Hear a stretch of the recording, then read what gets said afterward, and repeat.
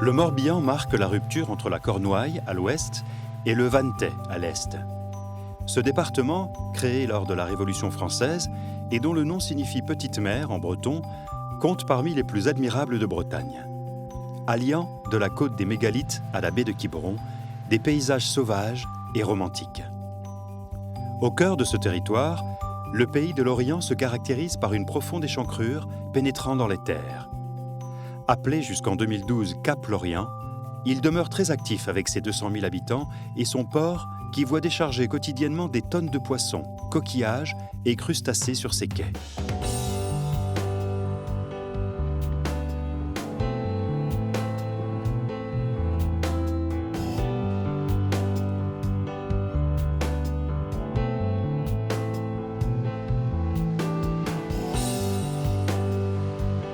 Au large de la côte sud du pays de l'Orient se situe une île ayant arboré le premier port de pêche de thon français, l'île de Groix. C'est sur cette île, d'une superficie de moins de 15 km², qu'Erwan Tonnerre, groisillon d'origine, est éleveur d'ormeaux. Pratiquant l'aquaculture de l'Haliotis tuberculata depuis maintenant 10 ans, il est parmi les 2 seuls producteurs français de cet animal pouvant s'apparenter à un escargot de mer. À une vingtaine de kilomètres de l'île, au cœur même du pays de l'Orient, à Plouhinec, Philippe Larboulette est lui aussi un agriculteur d'origine bretonne. C'est sur ces terres d'une dizaine d'hectares que Philippe a repris avec son frère l'exploitation familiale. En 1998, il crée un GAEC, groupement agricole d'exploitation en commun, dans lequel il cultive différents légumes. Mais aujourd'hui, c'est une variété typique de la région qu'il récolte. Le chou de l'Orient, aussi appelé en breton Caol anoriante. Donc voilà le chou de l'Orient, caractéristique. Donc en général, c'est un chou bien paumé, très dur. Et sinon, il est caractéristique parce qu'il est bien vert, légèrement cloqué. Donc ni frisé ni lisse, entre les deux. Et avec des grosses nervures, on voit ici la nervure centrale. Ce chou paumé, au calibre variable, est dit de variété de population. Contrairement au chou hybride, il permet de créer ses propres semences, n'obligeant pas le producteur à en racheter chaque année. Un atout contrebalancé par des récoltes plus aléatoires et plus longues, jusqu'à 3 fois supérieures à un chou hybride, ce qui implique forcément une main-d'œuvre plus importante. Donc la période de récolte commence en octobre pour les premières plantations qui ont eu lieu début juillet, jusqu'à, on espère aller jusqu'en avril, en général, comme on dit, jusqu'à Pâques, quoi. Donc voilà en gros sa période. Mais la grosse période, c'est au cœur de l'hiver qu'il y a le plus généralement de production. C'est en 1890 que ce croisement entre un chou de Milan et un chou de Vaugirard voit le jour. Ce chou, préférant les bords de mer, est au début essentiellement commercialisé localement. Mais sa longue conservation en fait un crucifère idéal pour l'exportation. Il s'inscrit alors rapidement comme un produit historique du pays de l'Orient. Comme il y a eu une demande des régions de l'Est où les hivers étaient très durs, en chou à choucroute, donc dans les années 20-30 et juste après-guerre, des trains entiers partaient vers l'Est de la France et l'Allemagne. Et après, quand le frigo a été inventé, donc une source de froid, donc ces régions produisent leurs choux à l'automne et le mettent en frigo, donc n'ont plus besoin de choux frais pour la choucroute, quoi. Disparu à une époque où le productivisme était mis en avant, il revient maintenant dans les cultures du pays de l'Orient.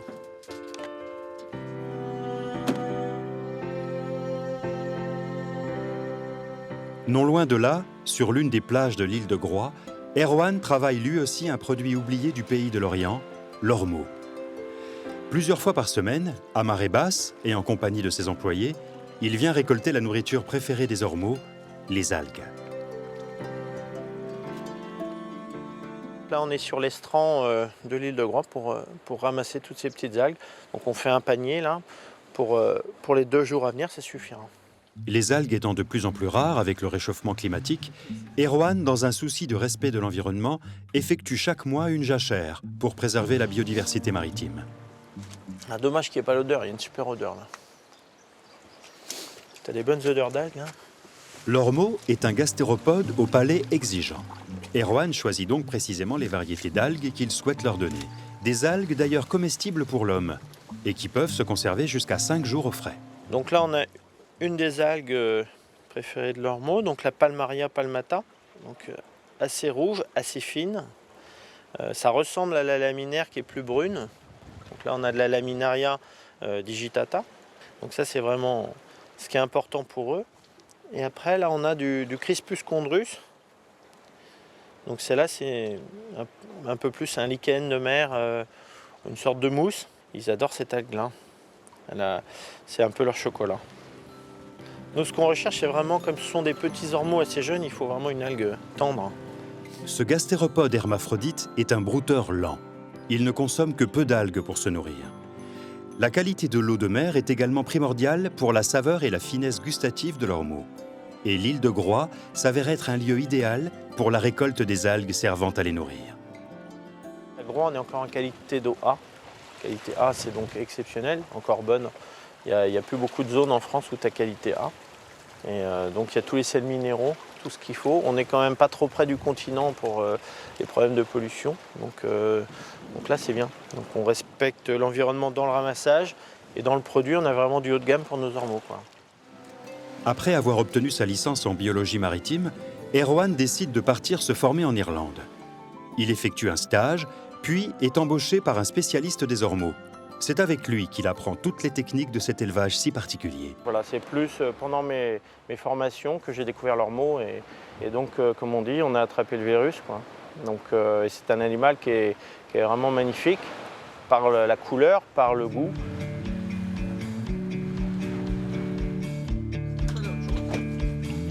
Cette passion du produit se retrouve chez Philippe.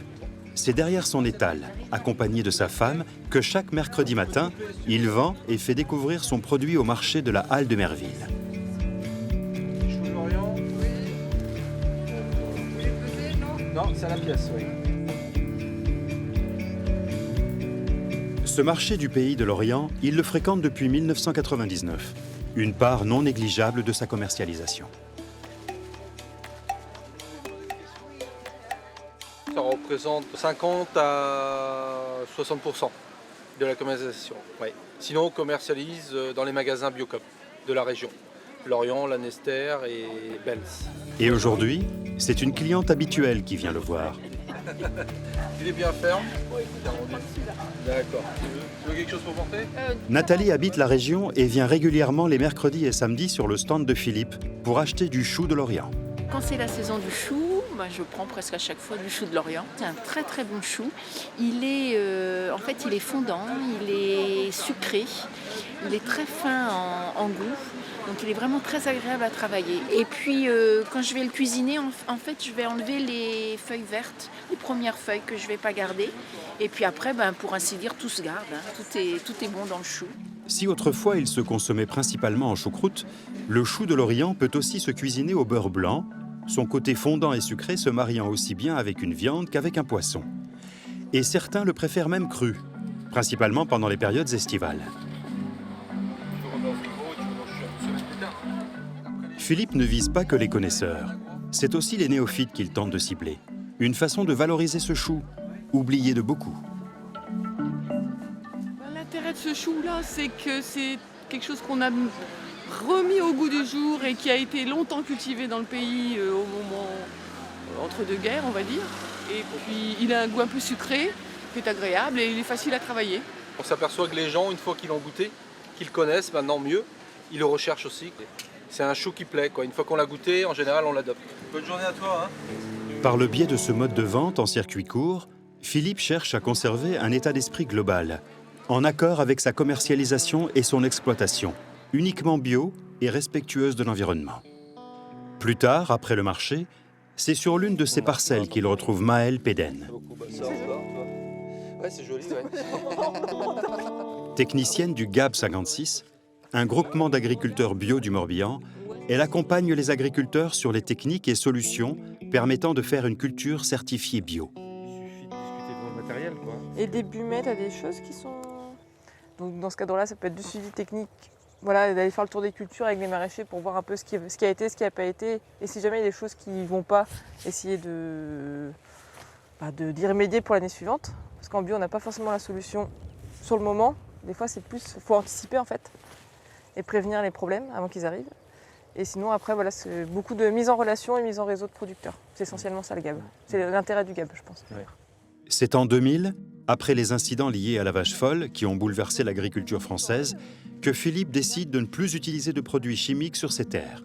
Il contacte alors le GAB 56, avec qui il échange maintenant régulièrement sur les différentes techniques qu'il peut mettre en œuvre sur son exploitation. Le premier principe, c'est de mettre en place des rotations. C'est-à-dire qu'il faut avoir, on ne peut pas avoir une seule production sur la ferme, il faut avoir plusieurs cultures qui puissent tourner, parce qu'elles ne vont pas forcément être sensibles aux mêmes maladies, elles ne vont pas forcément avoir les mêmes besoins en termes de fertilisants. Donc l'idée, c'est après du chou, là par exemple, de ne pas remettre une autre crucifère. Cette coopération entre le GAB et les agriculteurs apporte aussi beaucoup à Maëlle. Un échange qui s'avère en effet utile à tous. Je viens beaucoup ici pour apprendre. C'est une des fermes historiques en bio en fait sur le département. Donc c'est une ferme sur laquelle moi je peux m'appuyer pour après écrire des bulletins techniques, faire passer de l'info à d'autres producteurs. Puis il faut faire évoluer, quoi. La bio, on tâtonne encore, quoi. Parce qu'il y a toujours à apprendre, donc ouais, c'est bien toujours d'échanger, quoi. Depuis plusieurs années, la demande en produits biologiques ne cesse d'augmenter. C'est ce qui a permis à Philippe de pouvoir passer à l'agriculture biologique et de s'en sortir financièrement. Pour la même quantité, il faut quand même prévoir être soit mécanisé ou soit avoir une main-d'œuvre plus importante. Ouais. Donc c'est ce qui explique aussi le prix, quoi. Derrière, on ne peut pas vendre au même prix qu'en conventionnel parce qu'on n'a quand même pas le même coût en moyenne au kilo. 1 kilo de carottes en conventionnel et 1 kilo de carottes en bio, en temps de passé, je pense qu'il y a quand même des grosses différences, quoi. Ça se compte en centaines d'heures à l'hectare, ouais. Ouais. Ces exploitants qui optent pour une démarche respectueuse de l'environnement, Erwan en fait partie. Dans son aquaculture de 400 mètres carrés, 150 bassins s'étendent sur 4 niveaux. Chacun contient 700 litres d'eau et est entièrement construit en polyéthylène, un matériau approprié à cet animal ne supportant pas le PVC. Une installation sur mesure créée par son mentor en Irlande et pensée dans un but qualitatif et non productiviste. C'est une aquaculture où c'est pas comme l'huître. Là, quand on a manipulé 20-30 kg par jour, c'est une grosse journée, quoi. On est sur des petites quantités, on a une production de 5 tonnes par an. Donc c'est pas beaucoup en aquaculture. En valeur, si, mais en quantité, non. Là, l'eau de mer rentre, donc, et il y a un trop-plein, l'eau de mer est récupérée. Et donc, toutes les heures, l'eau de mer est changée dans le bassin. Donc, l'eau de mer tombe dedans, venant de la salle de traitement de l'eau. Donc, on est quand même en aquaculture raisonnée, c'est-à-dire qu'il n'y a pas de produits chimiques, il n'y a pas de vaccination. L'aquaculture d'Ormeaux nécessite un travail de vérification minutieux. Ainsi, chaque jour, bassin par bassin, Erwan contrôle la nourriture, l'eau, mais aussi les équipements de l'exploitation. Donc là, ça c'est une sonde d'oxygène. Là, on a une sonde de température. Et dans d'autres bassins, donc, on a la salinité et le pH. Donc, ces sondes sont interrogées par un logiciel tous les 10 secondes. Et donc, depuis 10 ans, on a des courbes tous les 10 secondes de l'ensemble de l'élevage. Ces gastéropodes grandissent de 2 cm par an en moyenne et restent environ 2 ans dans ces bassins avant de pouvoir être destinés à la commercialisation. Erwan, qui achète ses naissins d'ormeaux en Irlande ou en Bretagne, a opté pour l'aquaculture et non pour la pêche, pour optimiser la qualité gustative, mais aussi par respect de la faune maritime. Donc c'est un animal qui n'est pas encore en voie d'extinction, mais pas loin. C'est-à-dire que la ressource est fortement atteinte. Donc de par la surpêche et le braconnage, et aussi la problématique du réchauffement climatique, c'est-à-dire les changements de température, donc qui l'impactent directement sur sa reproduction. Donc c'est vrai qu'à terme, il y aura peut-être des soucis, quoi. D'où l'intérêt de faire de l'aquaculture et de transmettre ça aux autres, aux futures jeunes générations, parce que là on n'est pas nombreux, mais maintenant qu'il y a quelques-uns sur la planète, on a essuyé les plâtres de la technologie, de la mise en place des systèmes, des process, et tout ça, maintenant les mortalités, tout ça sont bien maîtrisées, ce qui n'était pas le cas il y a 15 ans, on faisait plein de bêtises. Ces ormeaux, par souci écologique et biologique, ne sont pas vaccinés, ce qui entraîne une perte d'environ 20% de sa production chaque année. Une perte gigantesque, qu'il réussit toutefois à mettre à profit. Dans l'ormeau, tout se valorise. Donc on arrive, quand on fait du sous-vide ou nos mortalités, on récupère quand même les coquilles, on nettoie. Et souvent, donc, on les vend. On les vend parce que c'est un beau coquillage. Donc on les vend en ligne ou on les vend dans notre boutique. Donc dès qu'on fait des salons, on vend de la coquille. On vendrait presque plus de coquilles d'ormeau et de rillettes d'ormeau que d'ormeau. Donc c'est les deux produits phares, c'est la rillette d'ormeau et la coquille d'ormeau. Voilà. En dehors de ses produits dérivés, il vend aussi des ormeaux vivants aux fins connaisseurs. Aujourd'hui, Erwan doit en préparer pour un restaurant de la région. Et le conditionnement des ormeaux est tout aussi minutieux que le reste de sa production. La commande sera ensuite directement expédiée au restaurant.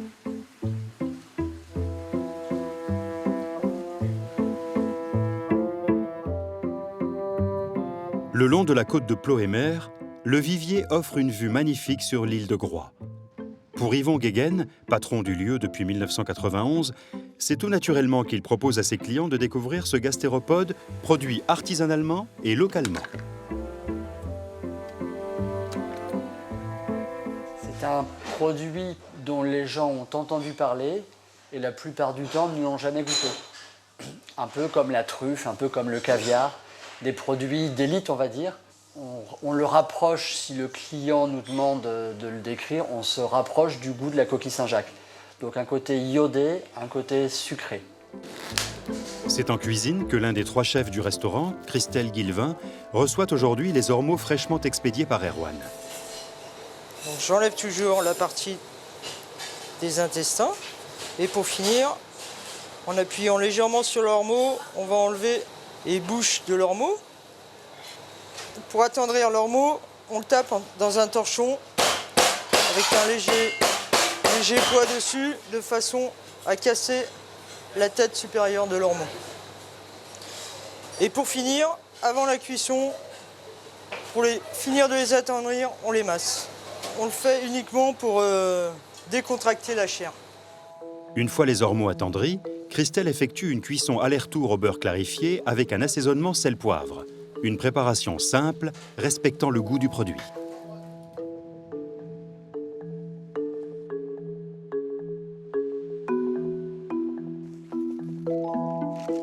Le lendemain, sur l'exploitation de Jacques Le Sérec, un autre producteur de choux de Lorient, c'est Alain Lescope qui lui rend visite.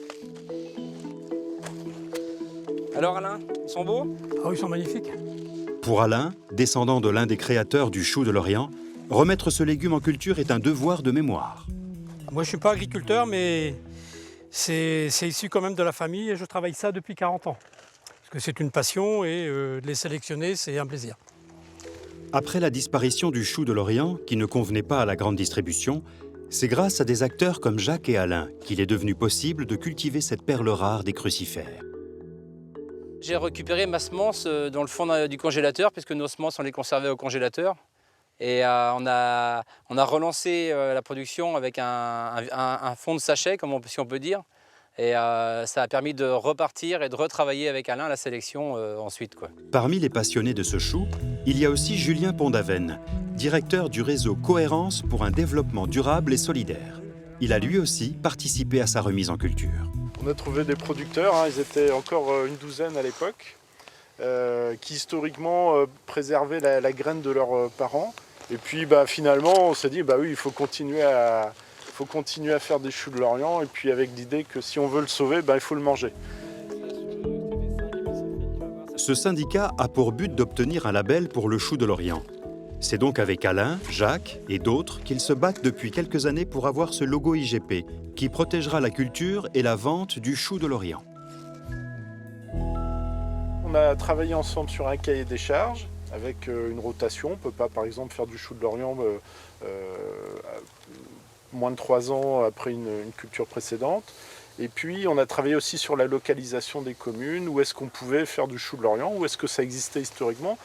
Et maintenant, on a des échanges avec l'INAO qui doit envoyer une équipe maintenant contrôler la réalité du terrain, comment est-ce qu'on décrit le produit, comment est-ce qu'on parle du goût du produit, avant d'obtenir la labellisation officielle par l'Europe qui, on l'espère, interviendra d'ici quelques années, enfin le plus tôt possible. Obtenir ce logo serait un plus pour les agriculteurs au niveau commercial, mais aussi pour garantir la protection du patrimoine local. Sur l'île de Groix, Erwan organise aujourd'hui une visite de son aquaculture pour des enfants de la région. Bonjour. Bonjour les enfants. Vous venez pour la visite? Ouais, on va voir ce que tu vas nous faire découvrir. On va aller autour d'un bassin, comme ça je vais vous expliquer et puis vous montrer en même temps. Allez, Allez hop. Accompagnés d'Alice le lièvre, ils font découvrir à ses futurs adultes ce produit local. Ça, c'est un gros ormeau. Ouais. Ça, c'est un petit ormeau d'élevage, donc qui est en cours de production. Celui-là est tout mimi, ouais. Cette visite, à mi-chemin entre amusement et découverte, semble beaucoup plaire aux enfants, curieux de ces animaux pour le moins hors du commun. Et comment il fait pour se déplacer assez vite pour lui? Il fait comme les cerveaux, il se crée du mucus pour glisser. Il contracte ici, il glisse là, et puis il avance. Il a mangé un trou, regarde. Il va à quel kilomètre heure à peu près? Moi, je sais pas, je te dis, ça fait, tu fais le calcul, 5 mètres par jour, 5-6 mètres par jour, c'est pas grand chose à l'heure. Il peut se coller ou pas? Ouais, normalement, oui, mais regarde. ils mettent du temps, hein, c'est pas comme nous. Hein. Ah oui, se colle tout de suite. Tiens, cadeau. Ouais, tu fais une pyramide. Ah, ils sont collés. Ouh, super. Bon appétit. Fais gaffe, il va tomber. Doucement, 1, 2, 3. Erwan organise pas loin de 4000 visites par an, gratuites pour les enfants. Une activité qu'il considère comme essentielle. On m'a transmis beaucoup de savoir justement quand j'étais étudiant sur ce produit, sur l'ormeau, et donc c'est important de transmettre et de savoir que c'est possible. Parce que souvent les gens ils pensent que c'est carrément faut être bac plus 15 ou c'est trop compliqué. C'est relativement compliqué mais comme tout métier, donc c'est possible. Transmettre une vocation et remettre des produits oubliés au goût du jour. C'est ce qu'essaient de faire Erwan et Philippe. Que ce soit avec la culture des choux de l'Orient ou des ormeaux, ils œuvrent tous deux avec passion pour leurs produits. Ces deux amoureux du pays de l'Orient prouvent ainsi que dans une époque marquée par l'industrialisation, il est possible de revenir à une production locale et respectueuse de l'environnement.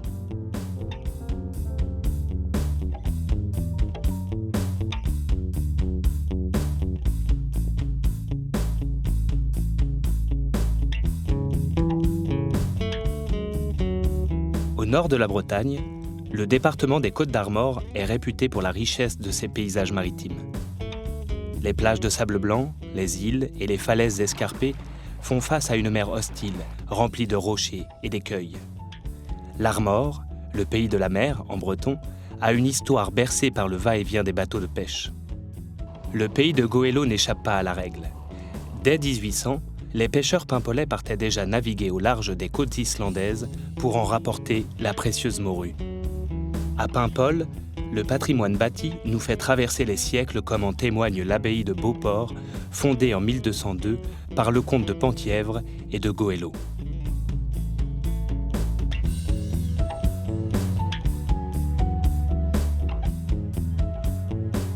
Le territoire du Goëlo offre un climat doux et tempéré. À l'abri du gel, les terrains du bord de mer ont permis de développer une activité maraîchère spécifique. Parmi les stars locales, la pomme de terre primeur. Agriculteur de père en fils, Hubert Jacob attache un soin particulier à cultiver ce légume saisonnier. Aujourd'hui, l'activité maritime est encore très variée. Royaume de la mytiliculture, la côte de Goëlo est également un haut lieu de la pêche aux crustacés. À bord de son bateau, le Jimaco, Gilles Baucher commence sa saison de pêche à l'araignée de mer. Depuis plus d'une vingtaine d'années, Gilles arpente le large du pays de Goëlo, entre les roches d'Ouvre et les Minquiers.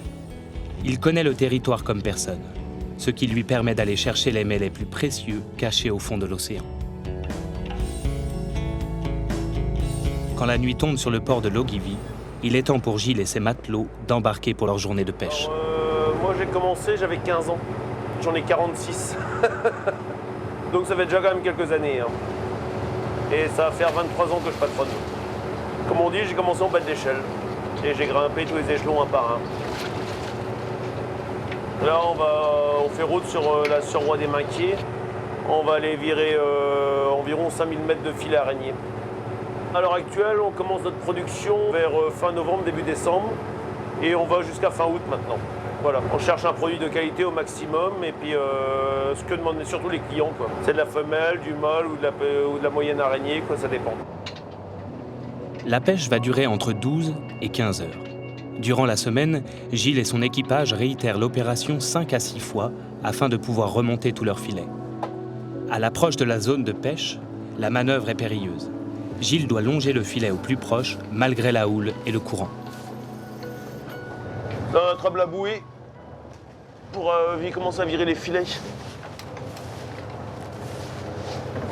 C'est là que ça démarre. Dès la remontée des premiers mètres de filet, certains matelots commencent à démêler les araignées. Gilles, quant à lui, reste à la barre pour mouiller de nouveaux filets. Les filets qu'on mouille à l'heure actuelle sont des filets calés. Si bien que calés, ça veut dire qu'ils sont au fond et il y a des grosses gueuses dessus pour qu'ils ne bougent pas. On les pose à un endroit et on les laisse pêcher, ça dépend, des fois 3-4 jours, des fois 8-10 jours, ça dépend. Et au bout de 8-10 jours, quand on vient le relever, il est toujours au même endroit. Après 8 heures de navigation, toute la pêche du jour est remontée et les nouveaux filets sont installés. Gilles vient alors aider au démaillage. Là, je suis en train de démailler l'araignée. Ce qu'il faut, c'est dégager le dessus de l'araignée en premier et après dégager les pattes de l'arrière. C'est à peu près la base et après, on s'adapte. Chaque araignée est différente. Là, c'est une femelle. La femelle est toujours bombée en dessous. C'est la poche pour mettre ses œufs. Les pinces sont très petites, c'est la femelle. Alors là, c'est une araignée mâle. À la différence de la femelle, on voit les grosses pinces. Et là, en dessous le corps, c'est plat. Voilà. Parce que la femelle était bombée tout à l'heure, justement pour garder ses œufs.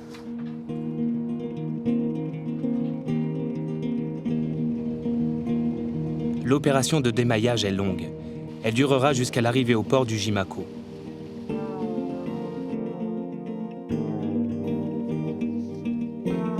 À quelques kilomètres dans les terres, c'est l'heure pour Hubert de vérifier si la récolte des premières pommes de terre de l'année peut commencer.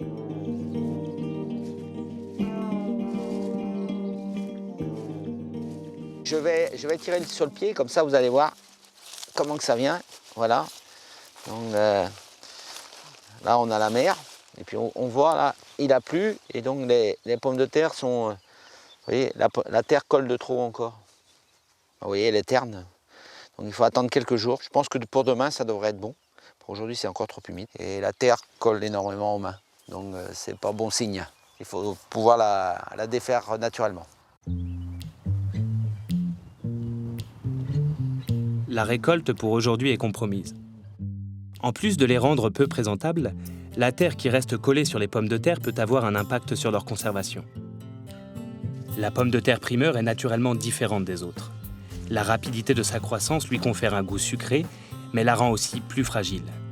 Hubert la compare d'ailleurs à un fruit de printemps. S'il est possible de récolter les premiers légumes de l'année dès le mois de mai, c'est grâce à la situation climatique du Goëlo. C'est lié à la proximité de l'océan, qui est un peu notre radiateur, qui à la fois temporise les températures nocturnes, qui empêche les gelées, et qui rend le climat assez doux pour produire ces légumes de printemps. Dès qu'on s'éloigne de la côte de 3-4 km, les nuits sont un peu plus fraîches, on peut avoir des gelées, et donc les gelées peuvent aller jusqu'à la destruction complète de la culture, donc ça devient trop risqué. La particularité de cette parcelle, c'est que vous avez une terre, vous voyez, de belles couleurs qu'on appelle ça, donc c'est assez riche en humus, mais aussi une terre qui a des petites pierres. Hein. Cette structure de sol permet un bon drainage et une bonne capillarité de l'eau. À l'abri du vent, ces petites parcelles bordées de talus et de haies permettent une récolte précoce. Mais la particularité des pommes de terre primeurs de Bretagne est de compter différentes variétés et structures de sol. Ainsi, chaque parcelle a des caractéristiques bien à elle. À quelques centaines de mètres, Hubert va justement vérifier l'évolution d'une autre variété. Nous sommes en plein vent, dans des champs dits ouverts, avec comme structure de sol ces fameux limons éoliens. Alors c'est des éléments plus fins, voire très fins, ce qui fait qu'on a pu implanter les pommes de terre cette année à partir du 25 mars. D'ici début juillet, nous pourrons récolter les pommes de terre primeurs dans cette parcelle. Donc il y a un bon temps de décalage entre les deux types de structures de sol. L'effet Gulfstream et les différents profils de parcelles permettent à Hubert d'assurer ses récoltes malgré une météo parfois peu clémente. Sur le port, Gilles est arrivé à quai. La journée n'est pourtant pas terminée. Il doit encore décharger sa pêche dans ses viviers et préparer ses commandes. C'est une réserve, là, celle-ci fait 10 tonnes de capacité. Et on met les araignées à l'intérieur, dedans, en attendant d'avoir de la vente. Et c'est les araignées qui ont été pêchées en début de semaine dernière, ceux-là. Et elles restent nickel, les viviers sont adaptés pour que les araignées puissent vivre dedans, sans problème, sans casse, pendant 8-15 jours, voire 3 semaines certaines fois. Vous voyez bien, quand elles sortent de l'eau, elles sont bien vivaces, il n'y a pas de souci. Bon, là, en général, nous, on a des grosses ventes sur le début de la semaine, en général, soit le lundi, soit le mardi, sur le marché international. Et autrement, je travaille avec quelques poissonniers en direct sur le secteur de Paimpol. Et également mon épouse qui a une poissonnerie. 30. Après avoir pesé chaque caisse, il est temps de vendre la marchandise. Aujourd'hui, la plupart des crustacés partiront en Espagne. Il garde cependant une partie de sa pêche pour le marché local et pour la poissonnerie de sa femme Sophie. Alors, l'araignée se cuit à l'eau froide, de préférence. Ça va moins souffrir. Vous la mettez, moi je la mets toujours sur le dos. Comme ça. Sophie connaît bien la façon de travailler de son mari. Elle peut ainsi vendre ses produits en toute confiance. On n'est jamais certain à 100% qu'une araignée ou qu'un tourteau est plein. L'avantage, c'est que c'est quelqu'un qui, même s'il fait de la quantité, il va privilégier la qualité. Tout ce qui, pour lui, est susceptible d'être vide, va essayer de les jeter par-dessus bord. Ce qui me permet quand même d'avoir toujours une clientèle fidèle. Parce que justement, ils savent le mode de fonctionnement de mon mari, et puis voilà, quoi. Là, il peut manger, mon mari peut manger le coffre aussi. Hein, il y a du coffre. Ah oui, bien sûr. Ouais. Et puis elles sont bien pleines en plus. Dès qu'on vient en vacances, oui, c'est vrai que systématiquement on en mange. Par rapport au tourteau, la chair est beaucoup plus fine quand même, c'est ce qui est appréciable, quoi. Le tourteau, c'est vrai que c'est une chair un peu plus ferme, c'est très bon. Mais l'araignée, je trouve que c'est un produit beaucoup plus fin. La chair du corps est vraiment très très fine et succulente. Après, c'est un jeu de patience, mais c'est le plaisir aussi. La chair de l'araignée a une finesse que l'on ne retrouve pas ailleurs. Pour les commerçants comme Sophie, c'est un plaisir de travailler avec des produits locaux d'une telle qualité. Ce plaisir est partagé par Pierre-Yves Lemoal. Il tient le restaurant du port à Paimpol et s'apprête à préparer les araignées pêchées par Gilles. On va la casser en 4. Pour celui qui connaît bien les produits de la mer et notamment les crabes, l'araignée est plus fine en goût que le tourteau. Les touristes, ils connaissent plus le tourteau parce qu'ils viennent déjà dans des périodes où il y a le tourteau, parce que l'araignée c'est 6 mois et le tourteau c'est 6 mois. En été c'est le tourteau, en hiver c'est l'araignée. Le frein c'est qu'il y a des périodes de pêche, qui est normal pour protéger l'espèce. Et puis, mais autrement ça se vend assez bien quand même. Mais bon, c'est vrai que ça se vend pas aussi bien que le tourteau. Je pense que ça vient... les gens ont pris l'habitude de manger plus de tourteaux que d'araignées. Donc voilà, puis il y a aussi de l'import beaucoup en tourteau. Et l'araignée c'est quand même beaucoup plus local. Le restaurant du port propose des spécialités de poissons, de crustacés et de coquillages. Pierre-Yves connaît ses produits et met un point d'honneur à travailler avec des pêcheurs et des poissonniers locaux. C'est de cette manière qu'il a acquis la confiance de ses clients. À l'heure du service, lorsque le soleil est là, la terrasse en face du port de Paimpol ne désemplit pas. Composé avec des produits de saison et selon l'arrivage de la pêche, le plateau de fruits de mer est la star de son restaurant. Super! Wow. Oh là là là! C'est impressionnant. Le fameux travail de patience pour dénicher la chair de l'araignée commence alors, mais ne semble pas gâcher le plaisir de la déguster. Alors là, tout. Bon, allez, on va se lancer.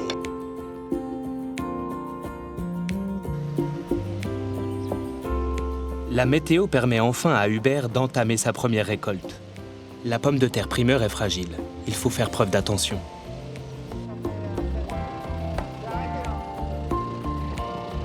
Il faut pas les blesser, il faut vérifier qu'elles soient...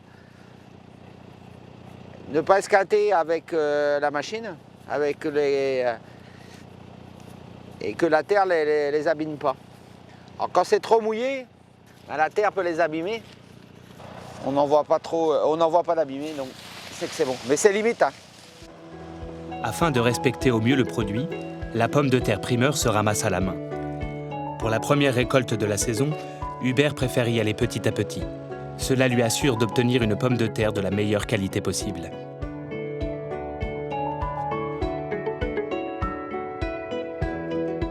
On va faire une vingtaine de caisses. Et on va envoyer ça à la coopérative cet après-midi. Il faut être prudent. Il faut mieux livrer un bon produit que le massacrer.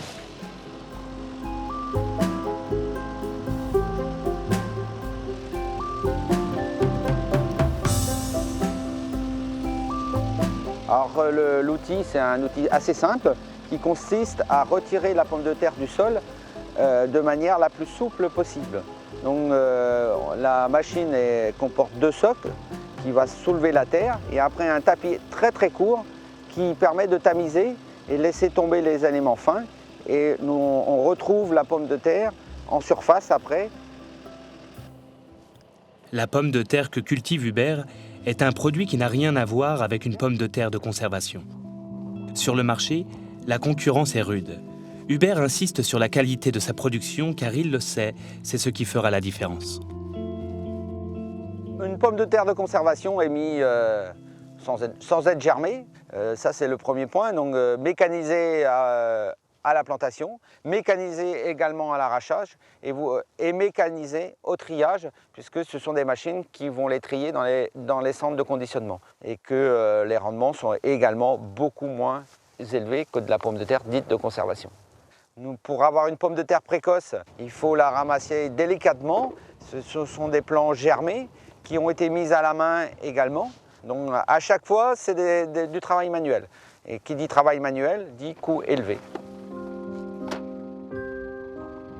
Après avoir récolté les pommes de terre manuellement, les 20 caisses sont ensuite envoyées à la coopérative Prince de Bretagne à Paimpol.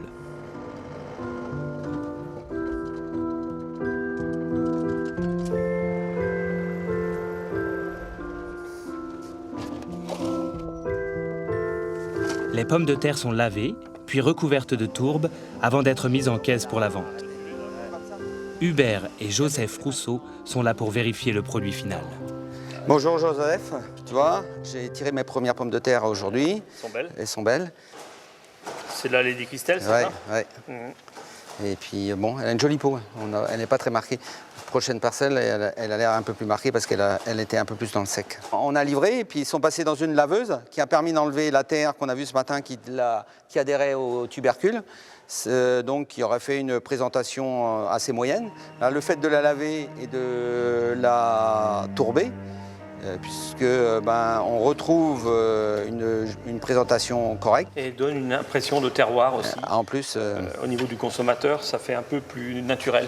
Alors on la lave pour la ressalir, mais il y a l'effet séchant de la tourbe qui est quand même intéressant au niveau de la conservation du produit. Parce qu'on est sur un légume, on n'est pas sur un féculent, et donc il ne faut pas que ça verdisse, il faut que ce soit consommé rapidement après l'arrachage, parce que c'est un produit jeune. Prince de Bretagne ne regroupe pas moins de 2300 agriculteurs qui produisent 130 fruits et légumes différents. En ce qui concerne la pomme de terre primeur, c'est le premier producteur français. Donc l'histoire de Prince de Bretagne, ça s'est passé dans les années 60.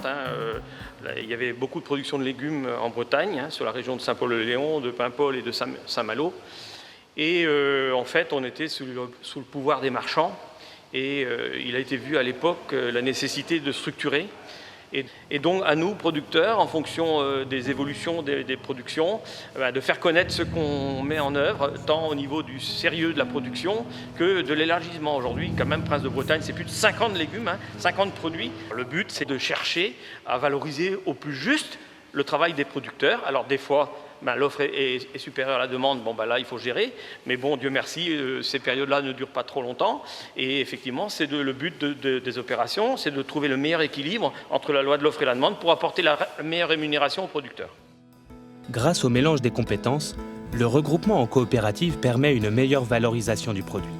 Ainsi, Prince de Bretagne offre une visibilité sur les marchés européens aux pommes de terre d'Hubert. Gilles travaille lui aussi en étroite relation avec différents professionnels de la pêche. Afin d'établir au mieux les dates d'ouverture et de fermeture de la pêche à l'araignée, Laure Robigot vient rendre visite à Gilles sur le port de Logivy. Salut Gilles. Salut Laure, ça va? Ouais, alors?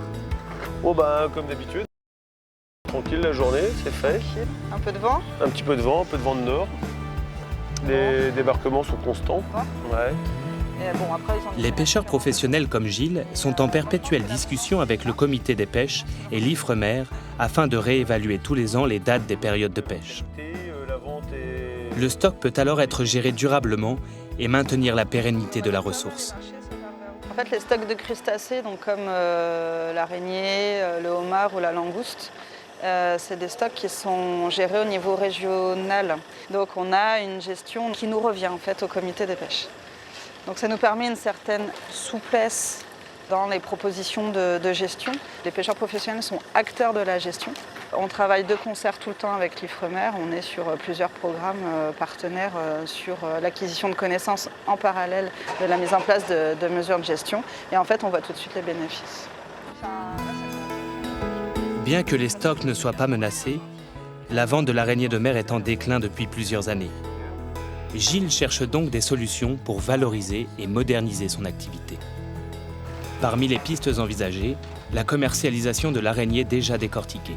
C'est vrai qu'on a un souci sur la vente de l'araignée, parce qu'il s'avère que d'année en année, il y a plus de débarquements sur l'araignée. Le problème qu'il y a, c'est que le potentiel de client, lui, n'a pas augmenté. On chercherait des nouveaux clients, mais le souci qu'il y a, c'est que c'est toujours l'araignée, on la travaille toujours de la même façon, on la vend toujours de la même façon depuis 30 ou 40 ans.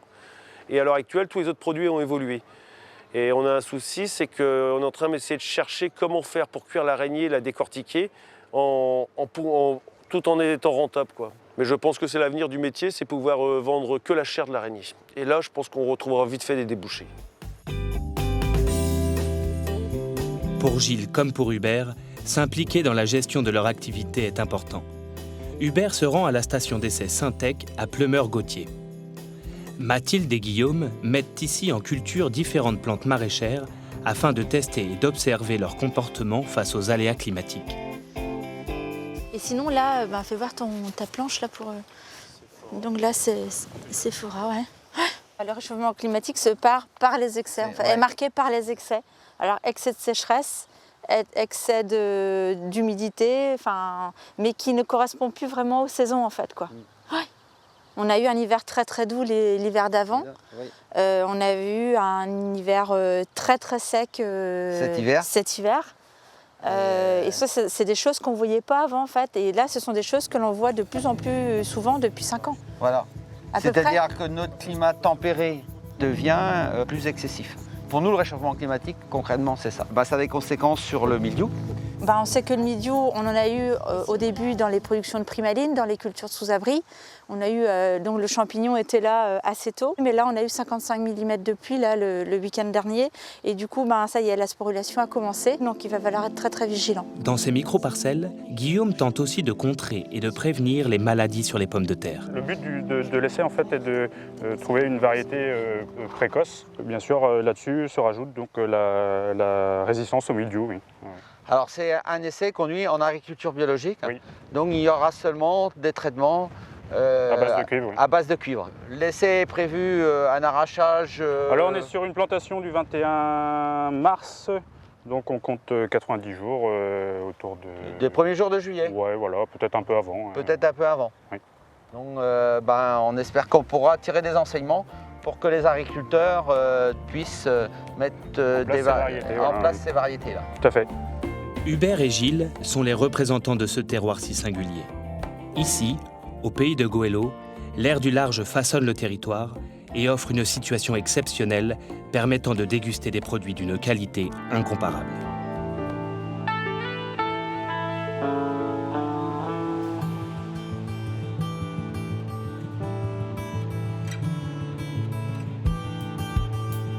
Dans son errance sur la côte ouest française, l'Atlantique s'aventure dans le golfe du Morbihan, surnommé la Petite Mer.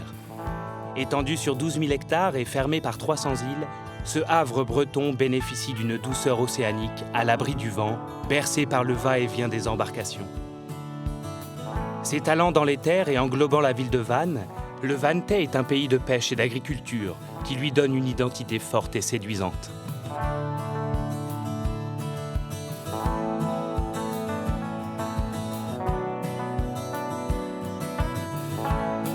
Dans cette combinaison de terre et de mer, la gastronomie vantaise est riche en production locale. Dans le pays d'Auray, Marc Le Rouzic est producteur de blé noir, aussi appelé le sarrasin. Cette graine polygonacée renferme en sa coque de la farine, particulièrement utilisée dans la pâte des fameuses galettes bretonnes. À quelques kilomètres depuis la presqu'île de Quiberon, Jean-Marie Lestrate s'en va pêcher le lieu jaune. Ce poisson, qui peut atteindre jusqu'à 1,2 m de long, est considéré comme l'un des meilleurs de la côte. Les plus jeunes vivent près des rivages avant de s'éloigner dans les profondeurs. Tout commence au port à 4 h du matin. Jean-Marie Lestrate et son équipier chargent le bateau de bacs de glace en espérant les remplir de lieux jaunes. Et c'est parti pour une longue journée de pêche. Là, on est parti pour une journée de une douzaine d'heures, quoi. On part vers 3-4 heures du matin, on rentre vers 4 heures l'après-midi, 5 heures, des fois plus, ça dépend de ce qu'on trouve, les conditions dans lesquelles on travaille, quoi. Le temps de se rendre sur la zone de pêche, les deux hommes préparent les appâts pour le lieu jaune avec de la sèche sur 1400 hameçons. D'habitude, on pêche avec des appâts vivants, avec des lançons. C'est comme, ça ressemble à des petites anguilles en fait. Et on les pêche nous-mêmes. Et ces temps-ci, il n'y en a pas. Ils ont décidé de partir. Alors dans ce cas-là, on fait avec les moyens du bord, quoi.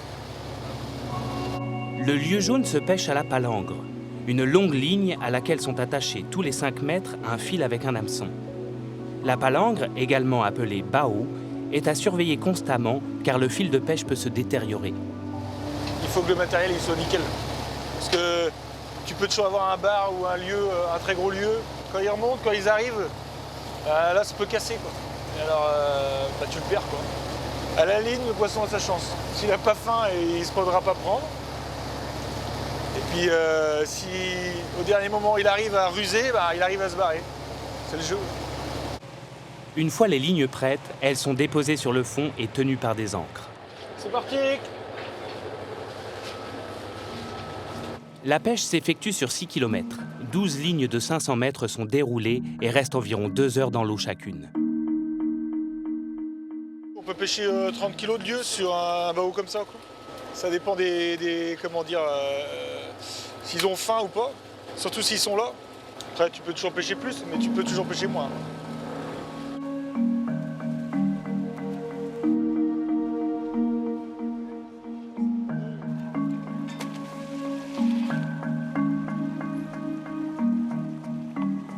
Les graines de blé noir ont été introduites en France au moment des croisades et ont été popularisées par Anne de Bretagne au XVe siècle.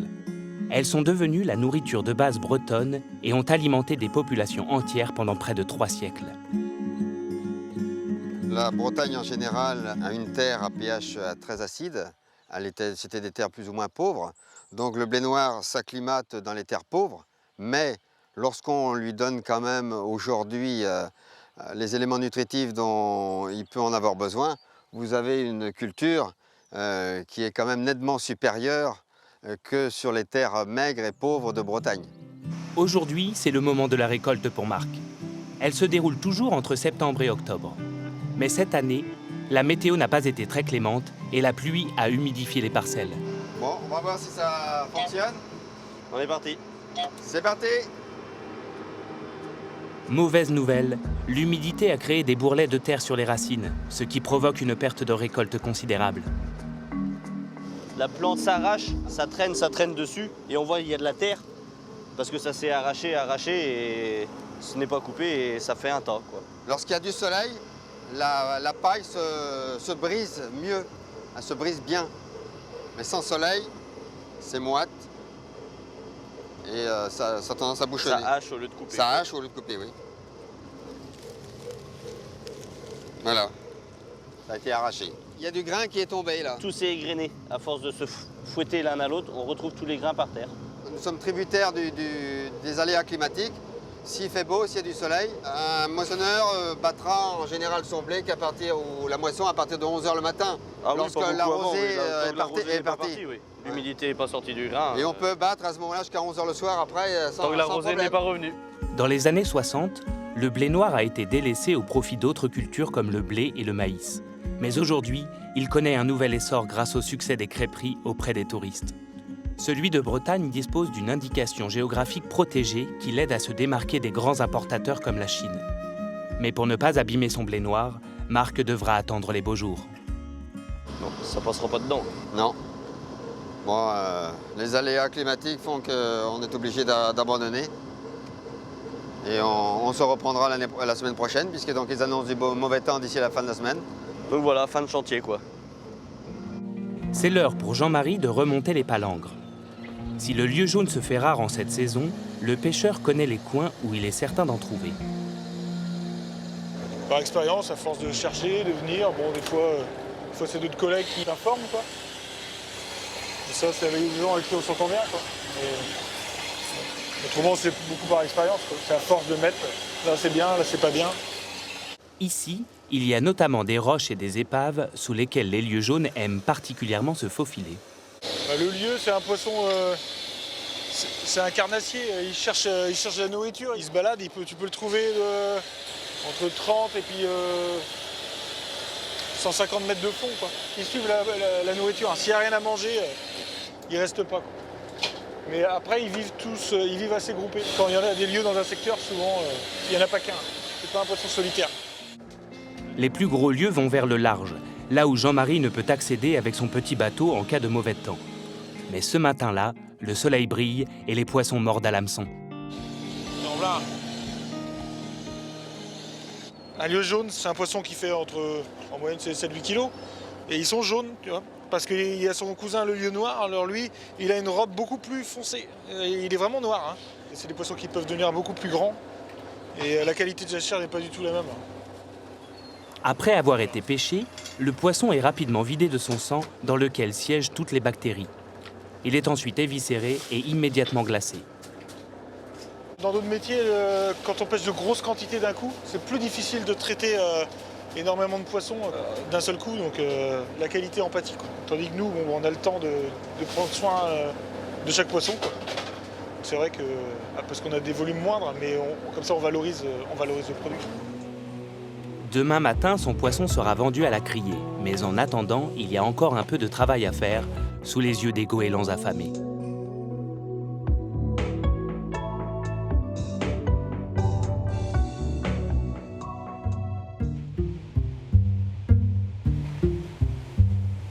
À la maison Lucas, une fumerie de Quiberon, Pierre, le chef de production, fume le lieu jaune, considéré comme un poisson de choix par un grand nombre de consommateurs. Bon, Erwan, on a reçu notre lieu alors. Ah, magnifique. Ouais, un beau lieu jaune là, superbe.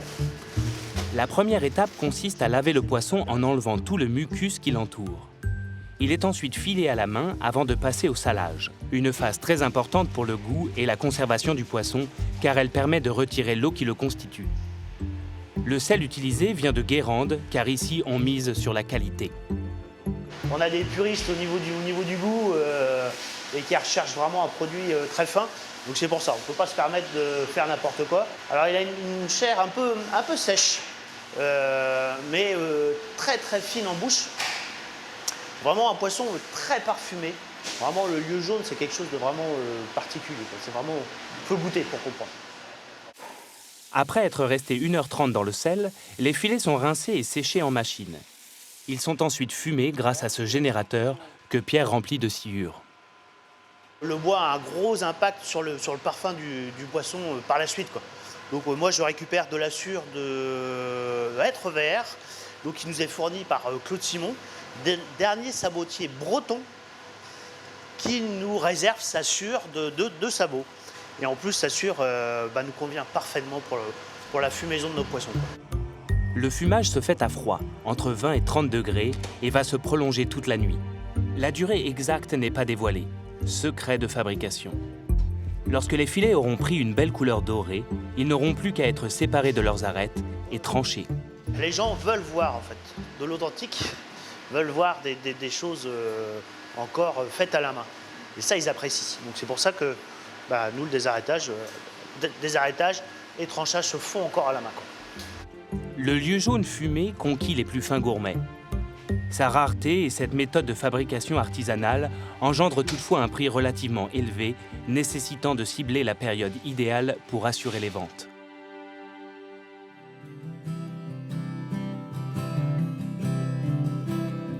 Pour que les graines de blé noir de marque deviennent enfin de la farine de sarrasin, elles passent par des meuniers comme Jean-Pierre Berthaud, dont la famille excelle dans le métier depuis 7 générations. Lui a appris sur le tas avant de reprendre le moulin de son père en 92. J'ai modernisé en fin de compte l'outil de travail de mes parents, tout en retournant, je dirais, en arrière quelque part, puisque la dernière modernisation a été de monter un moulin à meules, qu'on peut estimer à 400 ou 500 ans, qui viennent des Pyrénées. Donc moi j'ai voulu remonter ces meules de pierre pour un petit peu en souvenir de mon grand-père que je n'ai pas connu, puisque mon grand-père était décédé quand je suis né. Et donc j'ai retrouvé différentes archives le montrant avec ces meules, et moi ça m'a toujours donné envie de remonter des meules. Le moulin est composé de 2 paires de meules pesant chacune 1,4 tonnes. La meule supérieure est tournante à 110 tours par minute, alors que la meule inférieure est dormante. Voilà la meule qui tourne. Je vais faire descendre la meule supérieure, mais ne jamais l'envoyer au contact, parce qu'il ne faut surtout pas qu'elle se touche, les 2 pierres, mais juste pour que ce soit le produit, en fin de compte, qui fasse la couche entre les 2 pierres, et c'est là qu'on va avoir notre qualité de farine et notre qualité de broyage. Ici, Jean-Pierre utilise tout de même des moulins plus modernes, à cylindre. Les grains de blé noir passent dans plusieurs machines pour être broyés, tamisés ou pulvérisés. Les différents résultats sont assemblés et permettent de créer 6 variétés de farine. On a une production qui est plus importante aujourd'hui, même si on arrive aujourd'hui à développer la farine de meule et à essayer de la promotionner par rapport à la farine de cylindre pour un intérêt gustatif.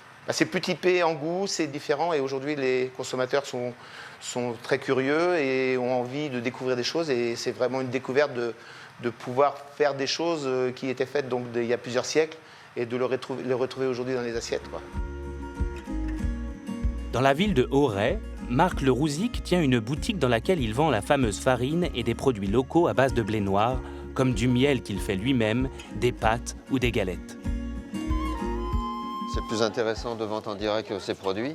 Donc on sait ce dont on a besoin et on connaît bien le débouché, puisque nous avons une clientèle fidèle à l'année et on connaît nos besoins. Et nous sommes moins tributaires des prix des grossistes ou des centrales d'achat. Puis vendre local, c'est important, et puis pour le client aussi, parce qu'il s'y retrouve, il aime bien savoir d'où vient le produit. Une farine de blé noir indemne d'impureté, indemne de traitement, eh bien, c'est un signe aussi de qualité et de confiance envers les clients. C'est pour les galettes bretonnes que la farine de sarrasin est le plus souvent utilisée. En Bretagne, on trouve des crêperies dans toutes les villes, comme celle tenue par Séverine et Jean-Noël Etienne à côté de Plérin. Alors, hop, préparation. La farine de sarrasin, vrai marqueur identitaire de la région, est préparée en pâte. Dans certains départements de la Bretagne, sont ajoutés des œufs et du froment. Mais ici, à part l'eau et le sel, il n'y a que de la farine de blé noir. Le blé noir, c'est plus facile à digérer. Il n'y a pas d'amidon, c'est 100%, il n'y a pas de gluten. Au niveau goût, c'est pareil. Après le goût, le blé noir, ça plaît ou ça plaît pas. La pâte terminée reste 24 heures au réfrigérateur à 5 degrés. Elle est ensuite cuite et transformée en galette sur ces crêpières traditionnelles appelées biligue. Ça, c'est la galette du jour. Et le petit plus. On n'est pas chauvin, mais presque. Cette crêperie propose d'autres plats à base de farine de blé noir, comme cette verrine de poireaux et galettes grillées en entrée, ce hamburger au sarrasin pour le plat et ce dessert parsemé de crumble au blé noir. Pour la confection de leurs plats, Jean-Noël et Séverine misent sur les produits de la région. L'andouille de Guémené, les œufs de Plérin, jambon Plérin, saucisses Plérin. Voilà, dans la région, on tend à se battre avec ce qu'on a ici, quoi. Je pense que maintenant, de plus en plus quand même, de restaurants et de crêperies font attention à ce qu'ils font, avec des produits quand même principaux locaux, mais non, de plus en plus, je pense. La qualité des produits de Séverine et Jean-Noël et leur philosophie ravissent les clients, comme cet homme qui vient régulièrement. Ça reste traditionnel, mais mis au goût du jour. Donc c'est ce qui fait un peu la particularité de cette crêperie. Les crêperies, c'est pas considéré comme de la cuisine. Quand on dit je vais au restaurant, ça fait plus noble que d'aller à la crêperie. Alors que je pense que les crêperies, il y en a beaucoup de crêperies qui sont vraiment très bien, qui sont largement aussi bien que certains restaurants. Donc c'est bien de mettre la crêperie en avant aussi. C'est un plaisir. Comme ça, en plus, on change de menu tous les jours, donc on ne fait jamais la même chose. Donc voilà, et puis les clients sont contents. C'est une passion pour moi. J'ai toujours été dans la crêpe, dans la galette. Après, voilà, c'est une reconnaissance par rapport à mon travail. Je suis contente, parce que j'aurais pas cru. C'est la fin d'une longue journée de pêche pour Jean-Marie. Mais le travail n'est pas terminé et la fatigue se fait sentir. Alors, on note tout ce qu'on a pêché. L'heure où on rentre au port, on sort du port. De retour au port, Jean-Marie et son équipier déchargent le poisson avant de se rendre à la criée de Quiberon où le directeur, Alexandre Lebrun, les attend. Alors, qu'est-ce qu'il y a de beau aujourd'hui? Bon, un peu de lieu, voilà. Bon, ça a été, on a pêché 80 kg de lieu. Bon, pour une fin de saison, c'est correct. La criée est le premier lieu de mise en marché du poisson. Lorsqu'il arrive ici, il est trié, calibré et toutes les informations concernant sa pêche saisies dans ses bornes avec les agents de sécurité. Ok, même taille, la qualité extra, type de bac c'est bon. Elles servent à informer les acheteurs, car les criées fonctionnent avec un système de vente aux enchères. Dans les criées, entre 60 et 70% des acheteurs achètent par Internet. Donc plus ils ont d'infos données via nos bornes par les pêcheurs et le personnel de criée, plus leurs achats peuvent être précis. Comme ça, ils savent exactement ce qu'ils achètent en toute confiance et sécurité. Hop. Ces informations sont stockées dans une base de données pendant 3 ans. Elles apportent des statistiques et une traçabilité sur les produits, permettant également de contrôler les quotas. Une fois que le quota est atteint, cette espèce ne peut plus être vendue. Donc aucune criée ne permettra aux pêcheurs qui en auraient capturé de vendre leurs produits. Donc la pêche est fermée et c'est ce qui permet, vu que les quotas sont calculés pour une bonne reproduction de l'espèce, de permettre d'avoir une pêche responsable et durable dans le temps. Les quotas sont difficiles à gérer pour les pêcheurs, surtout lorsque le bateau est petit, car ils sont limités par la zone géographique et le temps et doivent tout de même consommer leurs quotas au risque de se faire rétrograder dans une autre catégorie. Il y a quand même une certaine souplesse des organisations de producteurs pour, surtout sur le lieu jaune, il y a une certaine souplesse, tant que le quota n'est pas consommé, pour arranger quelqu'un qui a pu avoir des accidents de parcours dans l'année, pour le permettre de continuer à pêcher et de maintenir l'activité. C'est quand même le but de l'organisation de producteurs, c'est que tout le monde pêche, quoi. Et puis que tout le monde gagne sa vie. Voilà, c'est ça le but. Christine Larsonneur est la présidente de l'IGP Blé Noir Tradition Bretagne. Elle se rend régulièrement sur les parcelles des producteurs afin de s'assurer de la qualité du produit. Aujourd'hui, avec Marc Lerouzic, elle traque le datura, une plante très toxique qui se développe sur les champs de sarrasin. Donc voilà le plant de datura que j'ai trouvé tout à l'heure chez un producteur. Donc ce producteur, bien évidemment, sa parcelle ne va pas être récoltée. Donc là, j'aimerais savoir si vous, de votre côté, vous en avez identifié. Alors sur ma parcelle, je n'ai pas identifié donc, ce genre de plante. Marc n'en a pas sur ses parcelles. D'ailleurs, il a déjà été contrôlé 3 fois par la coopérative Triscalia et reçoit une fiche stipulant l'absence de la plante sur son exploitation. Sans celle-ci, il ne pourrait pas récolter. Quand on récolte aussi la graine de datura. Et donc, cette bogue renferme à peu près 500 graines. Donc il suffit d'une bogue pour polluer toute une parcelle de blé noir. Et autre problème qui a été identifié également, c'est que cette graine est à peu près de la même taille que la graine de blé noir. De même taille que la graine de blé noir, ce qui empêche les machines de les distinguer. Cette plante, très riche en alcaloïdes, serait originaire du Mexique. Hautement toxique, elle est parfois surnommée la plante du fou. Aucun cas d'intoxication n'a été recensé en Bretagne et pour cause, la tension y est maximale. Et vous l'avez senti, il faudrait la sentir, vous verriez, ça sent, mais C'est une odeur fétide. Souvent, il suffisait de donner une graine et ça permettait de détrousser les gens, donc de les voler.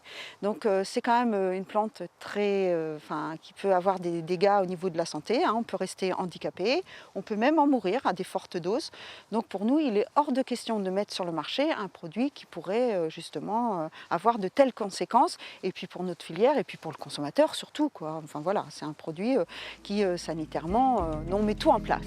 Marc fait très attention à l'état de santé de ses parcelles en utilisant la rotation triennale qui consiste à alterner sur une même parcelle et sur 3 ans une céréale d'automne, une de printemps et une jachère.